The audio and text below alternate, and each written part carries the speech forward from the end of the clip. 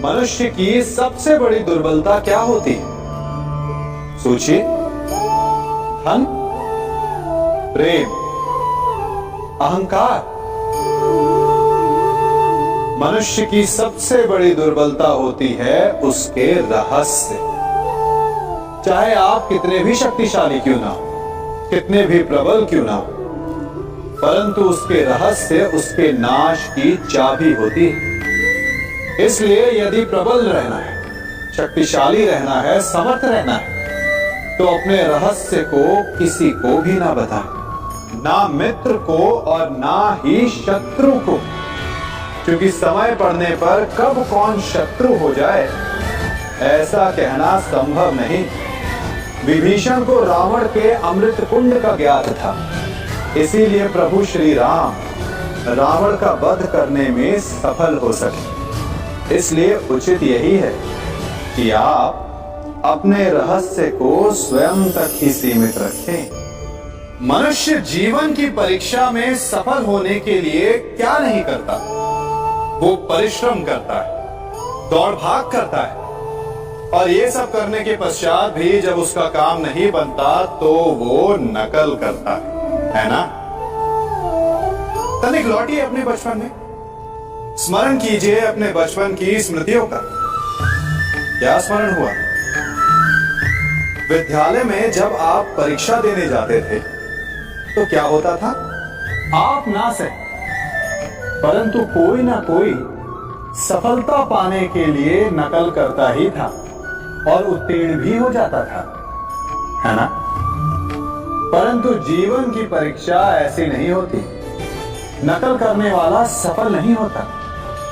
कारण विद्यालय में सबके प्रश्न पत्र एक होते, परंतु जीवन के प्रश्न पत्र और उनकी कठिनाई सबके लिए भिन्न होती, तो निश्चित रूप से उनके उत्तर भी भिन्न होंगे।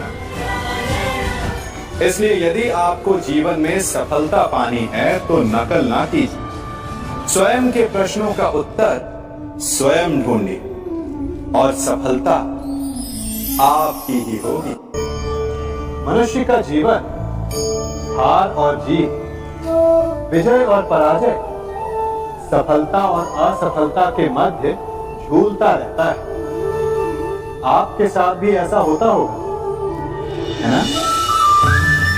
जब आप सफल होते हैं, किसी चुनौती पर विजय पाते हैं, तो मन प्रसन्नता से आनंद के उपवन में झूमने लगता है, और जब आप असफल होते हैं तब मन दुख और पीड़ा के सागर में डूबने लगता है। परंतु वास्तव में सफलता और असफलता है क्या? तनिक ध्यान से सोचिए। ये केवल हमारी मनोस्थिति मात्र है। हमारी पराजय तब नहीं होती जब हमारा शत्रु विजय प्राप्त कर ले। हमारी पराजय तब होती है जब हम पराजय स्वीकार कर लें। हम असफल तब नहीं होते जब हम लक्ष्य ना पा सके।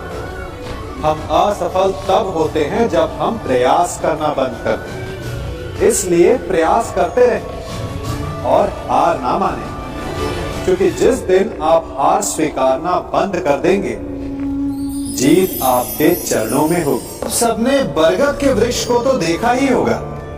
क्या आपको ज्ञात है बरगद के वृक्ष के बीज का आकार राई से भी छोटा होता है, परंतु बरगद का वृक्ष संसार के महाकाय वृक्षों में जाना जाता है। जब उसका जन्म होता है तब उसमें वो जटाएं, वो शाखाएं नहीं होती, परंतु जैसे जैसे उसका विस्तार होता है, जैसे जैसे वो अधिक शाखाओं का भार उठाता है, अधिक पत्तियों का सृजन करता है, वैसे वैसे उसकी शाखाएं जटाएं बनकर जड़ तक पहुंचती है और इस वृक्ष को सहारा देती है। ये जीवन का बहुत महत्वपूर्ण पथ है। बिना लोभ लालच शुभ कार्य करें, अन्य लोगों की सहायता करें। धीरे धीरे आपने जिनकी सहायता की वो आपके सहायक बनते जाएं।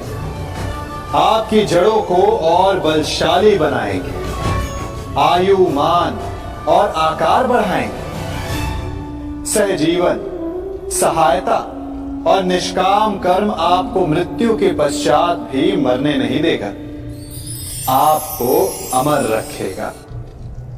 हमारा शरीर प्रकृति का एक महान आविष्कार है। इससे जटिल संरचना संसार में और कोई नहीं। हमारा शरीर जितना जटिल है, यदि इसे ठीक से जाना जाए तो इससे अधिक सरल ज्ञान देने वाला और कोई नहीं। हमारे शरीर में पंच इंद्रियां होती हैं जो हमें भाव, गुण और वस्तुओं का बोध कराती हैं।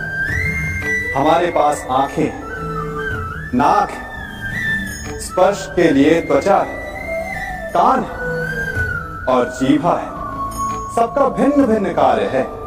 आंखों से देखना, कानों से सुनना, नथनों से श्वास लेना, त्वचा से स्पर्श करना और जीभा से स्वाद लेना। परंतु क्या आपने कभी सोचा कि प्रकृति ने हमें 2 आंखें दी, 2 नथने दी, 2 कान दी, स्पर्श के लिए ये पूरा शरीर दी, परंतु जीभा केवल 1 दी?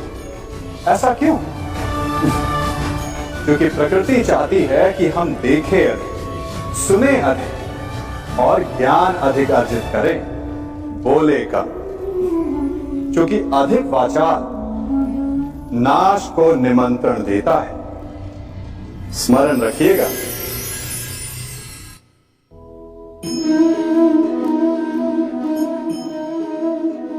सदा यही कहते आए कि यदि आगे बढ़ना है तो अपनों का साथ दो।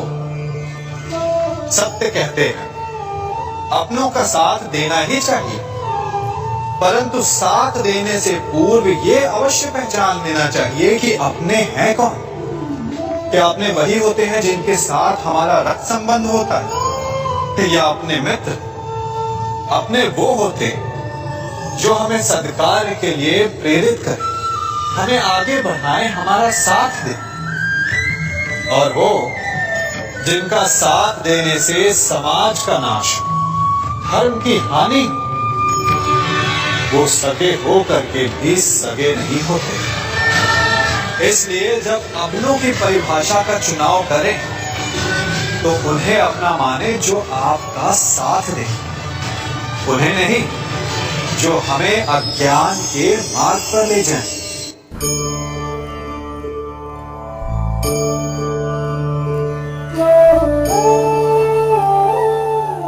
आप जिनसे प्रेम करते हैं, सदा उनके समीप रहना चाहते हैं, नहीं चाहते कि कभी अपनों से दूर होना पड़े, बिछड़ना पड़े। परंतु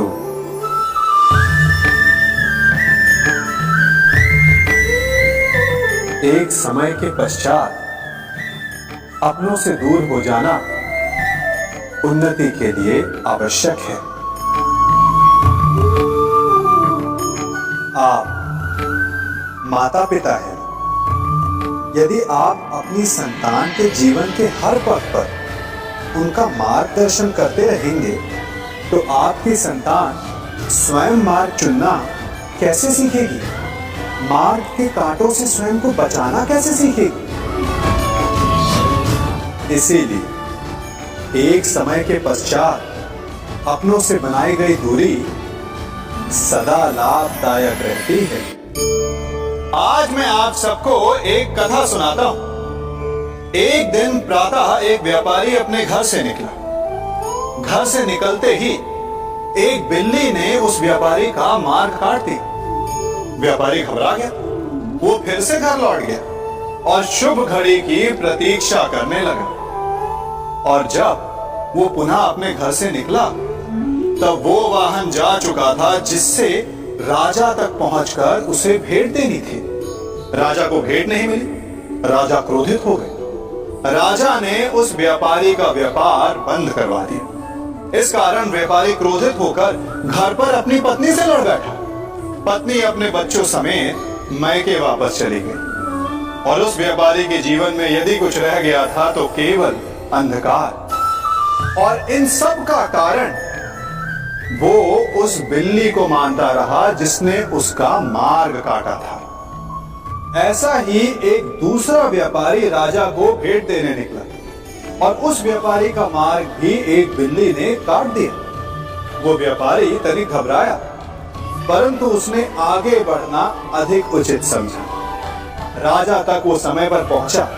उसने राजा को भेंट दी। राजा प्रसन्न हुए और राजा ने व्यापारी को अपना व्यापार बढ़ाने की अनुमति दी, स्वर्ण आभूषण दी। जब व्यापारी घर पर पहुंचा तो पत्नी को आभूषण और अपने बच्चों को देने के लिए वस्त्र थे उसके पास। हर ओर प्रसन्नता थी। समझ रहे हैं ना? दोनों के साथ एक ही प्रकार की घटना हुई, परंतु दोनों की प्रतिक्रिया भिन्न थी। ऐसा ही हमारा जीवन भी है। हमारे जीवन में प्रारब्ध का अपना स्थान है, परंतु उससे कई अधिक महत्वपूर्ण हमारी प्रतिक्रिया, हमारे सोच का प्रभाव है, क्योंकि यही हमारे जीवन को आकार देते हैं। इसलिए अपनी सोच को सकारात्मक रखिए। आपका जीवन सदैव आनंदमय।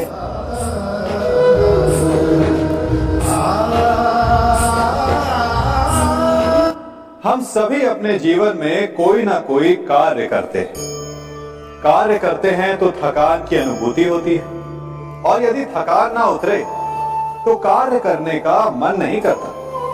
हम आशा करते हैं कि कदाचित एक दिन में 24 के स्थान पर 26 घंटे होते तो आराम करने के लिए हमें और अधिक समय मिल जाता। हमें ऐसा अनुभव होता है कि हम बहुत अधिक कार्य कर रहे हैं, है ना? परंतु क्या आपने कभी सोचा कि जो लोग संसार में सफल हैं, उनके पास भी सफल होने के लिए दिन में केवल 24 घंटे थे, तो फिर वो सफल क्यों? इसका एक छोटा सा रहस्य है। वो कार्य चुनते जो उन्हें प्रिय है, जिसे करने में उन्हें आनंद आता है। उन्हें लगता ही नहीं कि वो कार्य कर रहे हैं, उन्हें लगता है कि वो प्रतिपल आनंद मना रहे हैं। और जब आप आनंद मनाते हैं तो थकान कैसे? इसलिए यदि आप जीवन में कोई भी कार्य करें तो वो आपके मन को भाना चाहिए, या जो कार्य आप कर रहे हैं उसे अपने मन को भा देने। सफलता आपको मिलेगी।